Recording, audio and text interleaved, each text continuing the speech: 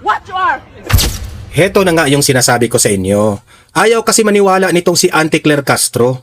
Muntik na siyang nasapak doon sa mga nagrarally doon sa Canada. Yan ang sabi ko sa iyo, Auntie Claire. Ayaw mong maniwala eh. Oh, di ba?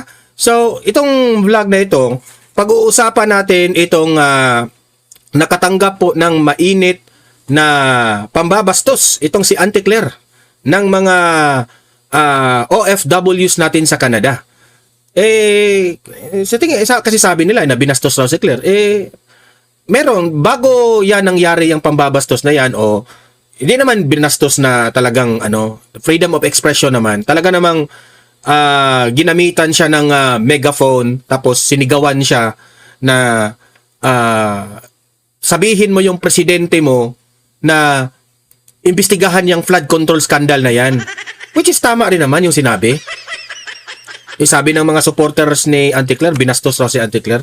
Kung sa tingin niyo na bastos si Auntie Claire, atin pong himay-himayin, bakit po siya binastos? Bakit po siya, she is not treated well doon sa Canada. Tapos meron akong video na ipapakita sa inyo kung saan nag-reply itong si Auntie Claire. Sumagot siya. Akala ko, naiintindihan niya ang freedom of expression na ginagawa nitong mga Pilipinos dyan sa Canada, sablay rin ang kanyang mga hindi, at least alam na ninyo, Auntie Claire at Bongbong Marcos, na wala nang gusto sa inyo. Kung bago ka pa lang dito, mag-subscribe na po kayo. Ang nag-breaking news ay itong si Auntie Claire Castro, parang namasyal siya sa Canada. Kung saan, parang park, sa tingin ko parang park yung pinuntahan niya.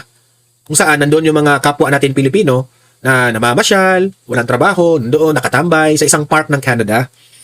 Akala siguro ni Claire Castro na marami pa ang gusto sa kanya at sa kay BBM. Akala siguro niya gayahin niya si BP Sara na kahit saan pumunta, ang dami pong gustong yumakap kay BP Sara, humalik at makipag-picture sa kay BP Sara. Akala siguro ganyan ang effect. Ngayon, pagpunta niya doon, buti na lang hindi ka nasapak, Auntie Claire. Totoo. Kulang na lang sapakin siya. Pero it's a good thing na itong mga kababayan natin sa Canada ay hindi naman ganyan. Kaya nga, yung nakita ko yung mga security doon talagang sinecure lamang si Claire Castro.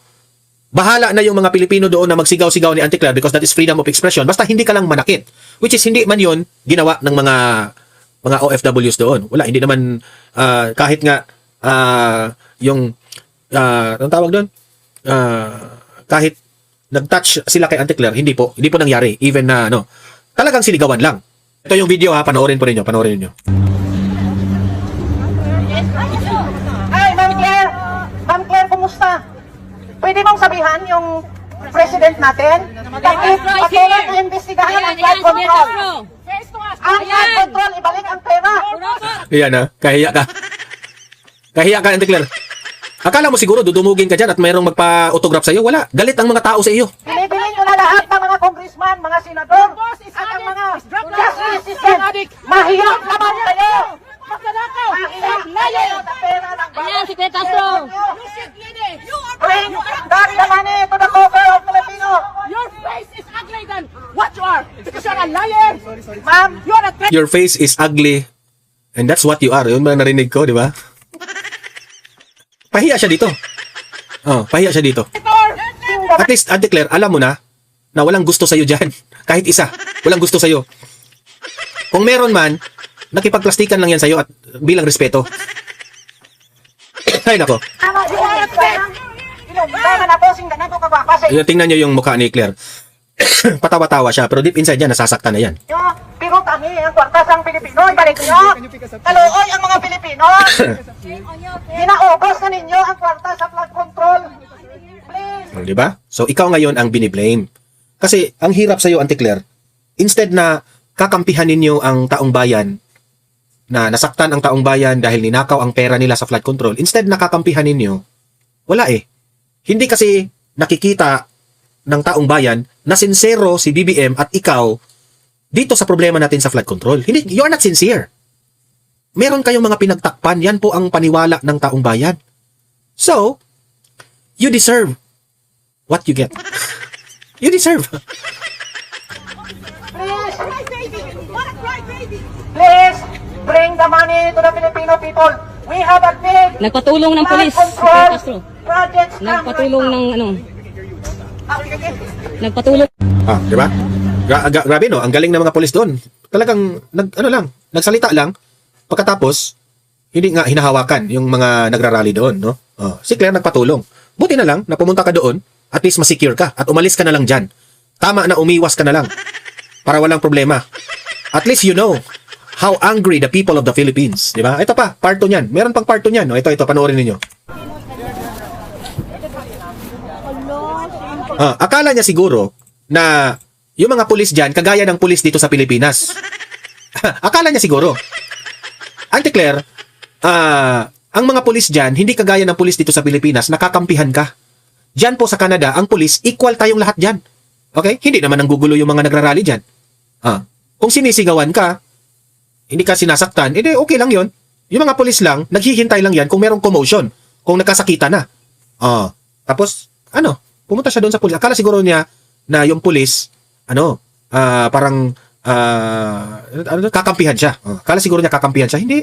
Isisecure ka lang yan para iwasan yung gulo. Maganda pala Filipino taxpayer! I see the spokesperson!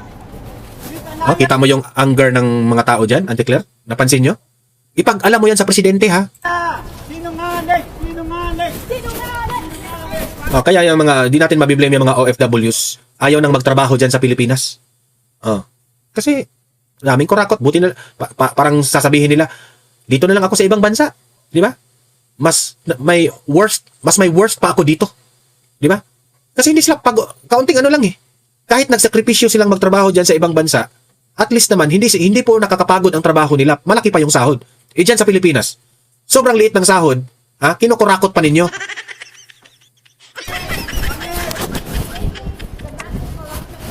Yan, tingnan nyo yan mamaya, na aalis siya, ha?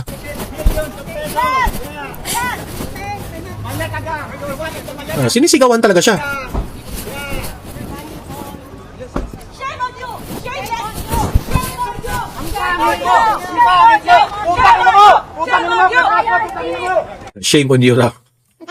Alis ka na lang, Claire, ha? Huwag ka nang pumunta dyan, Claire. Alis ka na lang.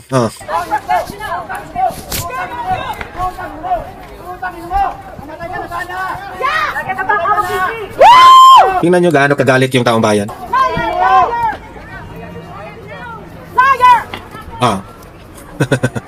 After that video, nagpalabas ng video si Auntie Claire, in-interview siya. Claire, ano ba ang masasabi mo doon sa mga galit sa'yo dito sa Canada? In-interview siya ngayon, ha? Ito, pakinggan natin, ha, ang kanyang reply. Ito po yung kanyang sinabi. Siguro lahat naman ng bansa at lahat naman ng mga leaders ay sanay sa protesta. Hindi kami sanay sa protesta. Kayo lang. Kayo lang. Kasi sa panahon po ni former President Duterte, hindi ganun kalala ang rally. Meron mang rally, yung mga NPA lang. Yung mga nahawa sa NPA. Kayo, yung mga nagrarally ngayon, galit talaga. Halos buong Pilipinas galit sa inyo. Huwag mong sabihin nasanay na tayo sa mga ganyan. Ikaw lang. Nasanay na kayo. Ang tanong na lang natin, yung kanila bang sinisigaw ay may katotohanan? Yan ang sabi niya, ha? Yung isinisigaw ng mga nagrarally dyan sa Canada, may katotohanan ba? Yes! Kumising ka na. May katotohanan, of course. Ang kanila bang sinisigaw ay mayroong basihan? Meron. Meron, Claire. Anong isinisigaw nila? Sinungaling. Totoo naman eh. Totoo naman eh. Di ba? Kung ano-ano ang mga banat mo sa mga Duterte. Di ba? Binabanatan ka. I mean, kung anong mga banat mo, binabanatan mo ang mga Duterte. Anong sabi mo noon? Ano yun? Nag-promise si former President Duterte na, magkano yun? 10 pesos per kilo ba yun nung sinabi mo? Pero nung ni-replay, yung sinabi ni Tatay Digong, mali pala. Gusto niya, ano pala yun? Basta, merong ganong usapan. Mali pala ang narinig ni Auntie Claire. So, fake news siya. Kalimutan ko yung issue na yun eh. Kalimutan ko yun. Kung ang kanila bang isinisigaw ay talagang paninira lamang at Hindi siya paninira, Claire. Ang paninira, yung sinabihan mo yung tao kung ano-anong mga banat mo sa isang tao na hindi totoo. Yun ang paninira. Pero nung sinabi niya, ibalik ang isinisigaw ng mga rallyista dyan sa Canada, ibalik ang pera namin sa flood control. Oh, hindi yun paninira. Kasi totoo yun. Di ba? Yung sinabi ng mga rallyista dyan na, sinungaling! Hindi yun paninira, totoo yun. Oh, bakit sinungaling?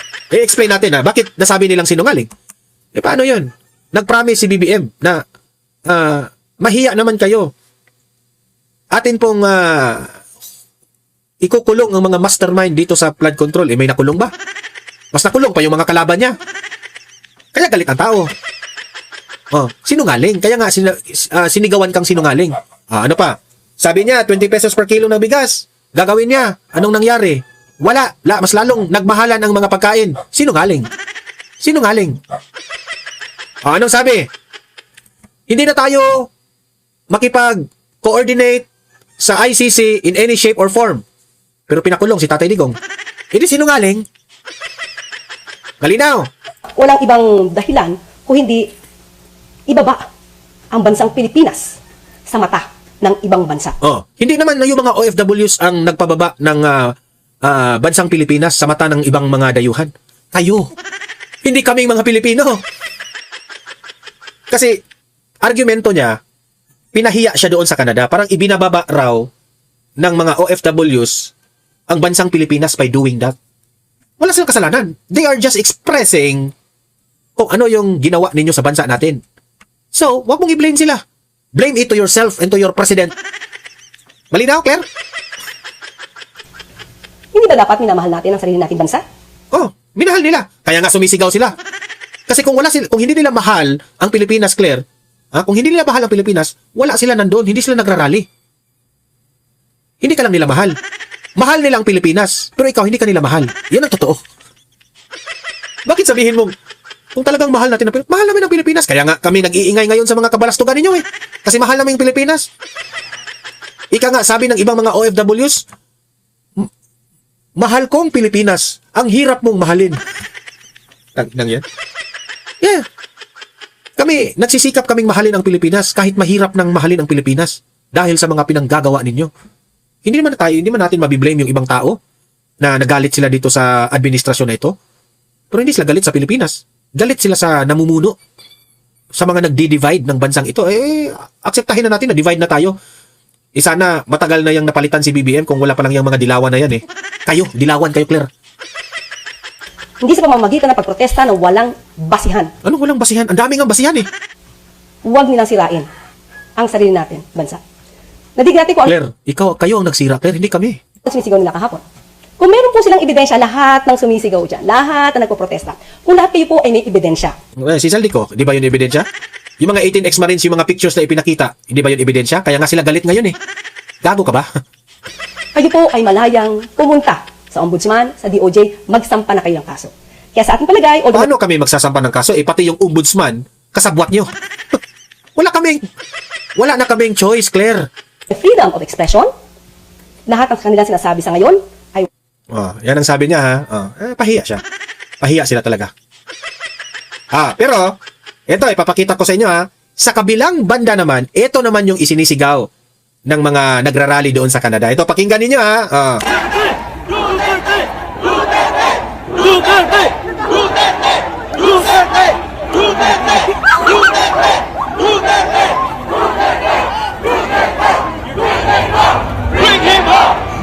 Sinisigaw. Duterte, bring him home. Iwan ko lang kung sino ang nag-post nito ha. Yan. Yan ang mga, at least alam mo na Claire at Bongbong Marcos dyan sa Canada. At least alam nyo na sino ang nila isinisigaw dyan. Diba? Duterte, bring him home. Basahin natin ang nag-post nito ha. Pinagtatawanan lang si BBM ng mga Pinoy na nagrarally sa Vancouver, Canada. Katawa-tawa naman talaga. Pinagtatawanan. Walang mapapaos ang sigaw ng mga Pinoy. Solid supporters ni Tatay Digong habang nagrarally sa Vancouver, Canada. Walang mababaos! Yan, di ba? So, yan ang sabi ko sa iyo, Auntie Claire. Hindi po nila sinira ang bansang Pilipinas. Kayo po ang nagsira. Tingnan nyo, hawak-hawak nila yung mga flag of the Philippines. Di ba? Pagkatapos nilang magalit sa Pangulong Marcos, ang sinisigaw, Duterte, bring him home. Mas lalo kang iiyak niyan, Claire, sa totoo lang. Ito, for the first time, nagsalita na po itong si Senator Marcoleta after doon sa rally ng INC sa kanyang programa sa Net25 sa saganang mamamayan. Pakinggan po natin si Senator Marcoleta. Ito, panoorin natin. Naging susun-susun na po ang pagkatagumpay ng palatuntunan ito. Yun. Ayun, ang iba ko kasi medyo Forward lang natin ha sa maiinit na issue na ha. Kasi maraming topic sila dito eh. I-forward natin. nalulungkot. Diyan, Nelson, Sen, may pag-asa pa ba kami mga magasaka? Opo. Ayan, forward natin. Kabisado na nila yan. Pag sinabi nilang apakta, may mga termino sila, Kapampangan, pero alam ko, Marami-rami. Baka pwedeng kami na mamakyaw at kami na rin. Ating mga kababayan, itong ano ba pinag-uusapan natin? pinakahuling update na ito, Sen, ha? Yan, opo. Ikinagulat ko rin ito eh. Ba? Ikaw ba nagulat din? Nagulantang ako dyan. Hindi lang ako. Gulantang ako eh. Eto, Sen, ito ang itinatanong sa kasi sa inyo. Kanina pa umaga. Yes. Actually, kahapon pa yata eh, no? Tinatanong sa akin, wala naman ako, kayo nga narin sa umaga, ba't sa akin Kaya itatanong? nga ipanapasa lang namin sa inyo. Hindi nyo nasagot. Hindi namin masagot eh. Oho. Sabi ko, si Panay Numero, number eh. Sabi ko, si personal yan eh. Personal ni Sen yan eh. Wala siya makakasagot dyan. Ano ba yan? Ito po, paano ko ba sisimulan ito? Kasi, Saan kanino ba galing yung report? isang mapagkakatiwala ang source, Sen. Anong pangalan? Magugulat kayo dito. Galing po ito sa World Bank. Ang laki pala ng tiwala mo sa World Bank. World Bank. Ano ba sa Tagalog ang World Bank din? Pangmundong bangko. Pandaigdigang. Diba? Pandaigdigang Hindi, bangko. Diyan ako nagde-deposito eh. Ganun ba? Ako din ako nakapangutang eh. Gagawin ko irrigasyon sa lugar namin eh. Pangmundong pinaglalagyan ng salapi. Yan, pangmundong World Bank. Kasi nireport po na sabi daw ng World Bank, ang Pilipinas ay na-achieve na natin ang gross national income per capita na $4,850 noong 2025. $4,000. $850. Aanin natin, isa-isahin natin para madali maintindihan. Una, Sen, ano ba yung gross national income, GNI? Kung pagbabatayan natin ang ating populasyon, di ba? Kasi Opo. gross national income Per capita. per capita. Kasi walang iniwan yan sa GDP rin yan, yung gross Opo, domestic product. Okay. Kaya national income, maalisin mo na yung services kasi dyan. No? Yung services, yung ano ng import, halimbawa, ganyan. Ano? Opo. So, kung napagtibay nila base sa per capita income, ito nga yung GNI kanila no, gross national income. Kung na-compute nila 4,000 ilan? $850. Oho. Almost 5,000. In 2025. $4,850 bawat isang Pilipino. Per capita, yes. Yun ang kanilang income. Yes. So dollar yan, magkano sa piso? Peso. I-multiply mo ng 60. Multiply ko ng 60. 61. 61. Oo. Di, para madali lang po. 4,850 times 60. multiplied by 61. Oo, 61. Siguro 61.5 kasi tumaas na naman sa dyaryo, 61.80 eh. Oho. So para makasiguro tayo, 61.5. Aha. 4,850 times 61.5. Oh. Di 298,275 sa Oo. Philippine peso. Oh, divided by ilang ano ano yan sa annual yan eh. Opo. Oh, divided by 12 para makita mo. Divided by 12. Oo. Oho, equals 24,856.25. Oh, ibig sabihin yan ang isang Mamamayan. mamamayan, Oo. ang katumbas ng kanyang kinikita sa ilalim ng ating pambansang kabuhayan, 20,000 ang bawat isa. 24,000 po. O 24,000. Ngayon, po. tatanungin natin ang mga kaibigan natin. Halimbawa, Kababayan kasi natin, oh. per capita ito, ibig sabihin, bawat isang isa. Pilipino. Yun ang Oh. minimum dapat, ano? Oo, halimbawa, ikaw, yung kumikita ka ng 24,000, ang asawa mo 24,000, yung anak mo 24,000, ganun ba? Dapat ganun kung susundin natin. Kung susundin mo yan, Susundin pumunta mo tayo po. sa kanayunan. Opo. Halimbawa, sa Barangay Apulid. Oo, yung mga nagtatrabaho. Kitarlak. Oho. Tanungin mo yung aking kapatas, si Briggs. Si Briggs na Baera. Oo. 25,000 ba ang kita mo, Briggs? Oo, palagay ko dahil kapatas niya eh. Oo. O paano yung dalawang assistant niya? Kailangan 24 din ang minimum, di ba? So in other words, parang standard yon Yes po. na sa aking palagay ay hindi naman naabot pa sa ngayon. Oo, dun sa mababa. Pagkatapos, ito pa yung isang consideration doon. Halimbawa, 20 pesos, 24 pesos dyan, ano? Opo. Pero ito last year pa ang sinasabi mo. Okay. Di ba? 2025, opo. 2025. Oho. Ngayon, aalisin mo yung epekto ng inflation dyan. Kasi mataas ang ano ngayon, ang Inflation, oo. bilihin ngayon. Oo. So, aalisin mo pa yung 8% niyan. I-deflate mo yan para maging realistic. Ayun. Sa mga kapatid, ang kinukuha nila yung range. Yung pinakamababa at pinakamataas. Tapos yung nasa range tayo. Kung minsan hindi applicable, kasi sa ating bansa, ang mga mayayamang Pilipino, halimbawa yung 10 pamilyang mayayaman. Mga 2% lang sila. O yung nando sa Forbes, list ng Forbes. Yes po. Yung mga kapitbahay ko doon. 95% ng kabuhayan ng bansa Nasa kanila. ay sila lang ang nagre-represent. Oo. Oh, yung 90% naman, 5% na lang ang paghahatian. Ayun. So nandun yung disparity. Ngayon, kung sinasabi mo na para lang lahat makita natin, ipaghalimbawa natin. Opo. Alam mo yung pagkain na gustong-gusto ko nung bata ako na kapag pumupunta sa Maynila ang tatay ko, ang palagi kong binibili sa kanya, bumili siya ng ampaw. Yung rice. Opo. Rice crackers. Rice cake. Gusto ko yun eh. Opo. Medyo oblong yun. Bilog. Okay. Pero walang laman sa... Oh, magaan. Puro hangin po yun. Puro, Opo. ibig sabihin, maganda sa labas. Oho. Pero wala siyang laman sa loob. Opo. Yun ang ampaw. Gusto kong kinakain yun. Ewan ko ba, dahil siguro, yun na lang ang kaya ng bili na tatay ko. Ang ampaw kasi namin din daw sobrang pula ho eh. Sobrang Oo. ampaw. Maganda lang siyang nakikita. Oh, Di ba? pero wala laman. Pero yung laman, hindi ganun ang ano. Hindi necessarily reflective dun sa size nung ampaw. Sana kung may laman yun, halimbawa, sa loob nun, punong-puno na sinangag. Ibang usapan yun. Di ba? Puro hangin nga yun. Oo. Tayo daw ay dahil doon, lagpas na tayo sa $4,636 na threshold ng upper middle income economies. Kaya ang Pilipinas ngayon ay kabilang na sa mga bansa na upper middle income economy. No, pero yung significance nun, maiintindihan kaya nung pangkaraniwang manggagawa. Lalo na, sabi ko nga sa'yo, yung nando sa mga depressed area na napakarami ng mga kababayan natin dyan. Sa mga tweet, yung equitable distribution nung sinasabi ng GNI na yan, mukhang hindi nagkakaroon ng katuparan kung ibabatay mo doon sa kanilang actual na kalagayan. Okay. Sana man lang, kung halimbawa yan ay totoong nakikita natin yung kaganapan yan. Opo. Ibig sabihin, halos ang bawat isang Pilipino talagang kumikita ng 24,000 pesos per month. Aba. Oho. Kapag kayon ay hindi totoo sa pakiwari natin, sabi ko nga sa'yo, walang iniwan sa ampaw, maganda lang siyang tinitingnan. Oho. Kaya tama, yung disproportionate gains Oo. ang nangyari. Ang tumaas ang pera, yung nandun sa 2%. Oho. Malaki nga siya talaga eh. Halimbawa, yung national income, kaya lang, yung pinuntahan ng benepisyo ng Ayun, income, oo. yung distribution, disproportionate. yun ang problema. Kaya nga sabi ko sa'yo, yung 10 mayayaman, yung 95% ng income nasa kanila. Yung 5% na natitira Doon na sa ilan, ay yun ang pinagati-hati ng 90% naman. Kasi 10 eh. Yes po. 10 lang sila, ibig sabihin, yung 90%, 5% lang ang pinagati-hatian. Very disproportionate eh. Nako. So, ibig sabihin nito, Sen, maganda nga itong balita sa pandinig, pero para sa mga karaniwang Pilipino, ay... Parang hindi natutupad. Walang masyadong epekto. Parang hindi niya nararamdaman. Wala talagang Oo, epekto. pagkatapos, tsaka mo biglang isipin ngayon, ganun pala. Oo. Ba't napakalaki ng utang natin? Opo. Diba? At magdadagdag pa pala tayo, anak. hindi siya reflective dun sa performance ng ating economy. Oo. Kung tawagin nga nila ngayon ang ating condition ngayon din, Nelson, ay nasa condition ng stagflation. Ano ibig sabihin? Stagflation na, oo. Ibig sabihin stagnant ang ating economy. Stagflation. Yung inflation naman napakataas. O, ang epekto nito, walang makitang trabaho. Kaya napakataas naman ng unemployment rate. Opo. Ngayon, hindi magkakaroon ngayon ng para siyang inconsistent dun sa kanilang pagtaya na nandito na tayo sa ganitong level. Opo. 'Di ba? Parang hindi nakikita yung katuparan. Yung Kasi ipinagmamayabang yan ng Administrasyong Marcos na tumaas na raw ang antas ng kabuhayan ng mga tao, which is ang katotohanan naman, mali. Okay? Mali po ang kanilang kalkulasyon. Alam naman natin, bagsak na bagsak ang ating ekonomiya ngayon sa Pilipinas. Paano yan? Plus, ang inflation pa. So wala talagang trabaho.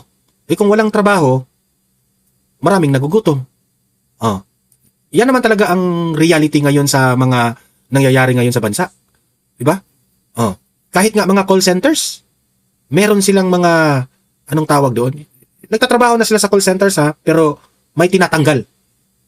May mga tinatanggal na mga employees because nagbabawas sila ng employees kasi po, nagbabawas rin ng mga clients ang mga call centers.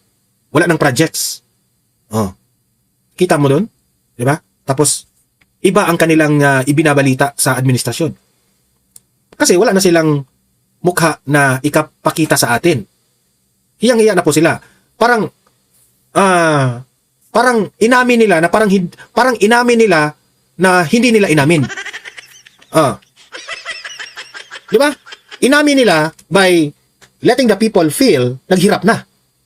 Pero hindi nila inamin yun, nahirap tayo. Ganun ba? So, kayo na lang mga audience na nakikinig ngayon sa ating vlog, paki-like, paki-share para kakalat ito sa taong bayan. At sa mga first time dito, subscribe na po kayo, no?